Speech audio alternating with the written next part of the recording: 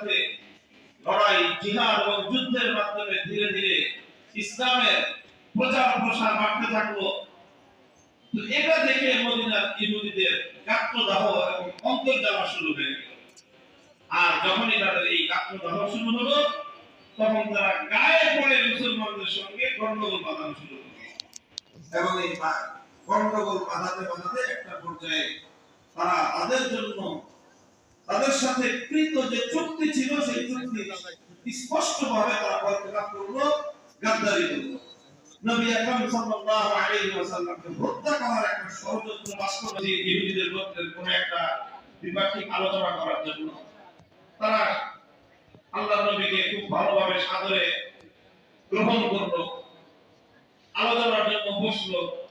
নবীজিকে এমন একটা জায়গায় বসতে দিল যেটা পিছু থেকে বড় দেয়া দেয়ালের আড়ালে যেরকম আমরা গাছের ছায়া বসতে দিয়ে আদর আপ্যায়ন করতেছে, খুব হাসি খুশি আলোচনা চলতেছে। পিছন দিক দিয়ে একটা লোক লাগাই দিয়েছে যে তারা পিছন দিক দিয়ে গিয়ে ছাদের উপরে উঠে বিশাল এক পাথর নবীর মাথার উপরে ফেলে দিল। এই হলো তাদের ষড়যন্ত্র। তো তারা অলরেডি তাদের লোক চলে গেছে পিছন দিয়ে ছাদের উপরে চলে। ইন্টারনেটে আল্লাহর নবীর কাছে আল্লাহর পক্ষ থেকে ওহী চলে আসলো। জিবরিল আলাইহিস সালাম এসে বললেন, হুজুর কোন কথা নেই না। জিবরিল আমিন যখন এসে নবীকে এইভাবে বাই ফোর্স বললেন যে হুজুর উঠেন, নবীজি বুঝতে পারছেন যে কোনো ঘটনা, আমাকে এখনই উঠতে হবে।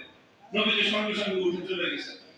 নিজের সাথী সঙ্গী যারা আছেন তাদেরকেও বলেন যে নবীজি কেন উঠে যাচ্ছে।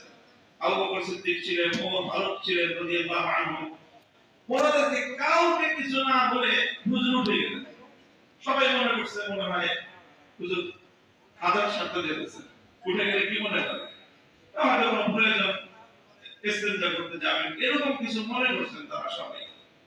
আল্লাহর নবী উঠে আসার পরে জিবরিল আলাইহিস সালাম বলেন যে হুজুর ঘটনা হলো এই যে ওরা তো উপর দিয়ে আপনাদের সাথে ভাব দিয়েছে, কিন্তু ভিতরের কাহিনী নেই যে তারা আপনাকে হত্যা করার ষড়যন্ত্র করতেছে। পেছন থেকে গুপ্ত ঘাতক কিন্তু ইতিমধ্যে তার জায়গায় পৌঁছে গেছে।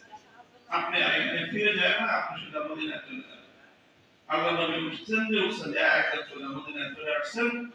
সাহাবায়ে কেরাম যারা অপেক্ষায় ছিলেন তারা মনে করতেছেন যে কিছুক্ষণের মধ্যে দুজন আবার ফিরবে, কিন্তু তারা ফিরেন না। তখন তারা সবাই চলে গেছেন। যাওয়ার পরে আল্লাহ নবী বললেন যে ঘটনা তো এই যে ইহুদিরা তো বিশ্বাসঘাতকতা করে আমাকে হত্যা করার ষড়যন্ত্র করেছে। কাজেই যেহেতু বিশ্বাসঘাতকতা করেছে, কাজেই ওদের ক্ষমা নেই। রাসূল আকরাম সাল্লাল্লাহু আলাইহি ওয়াসাল্লাম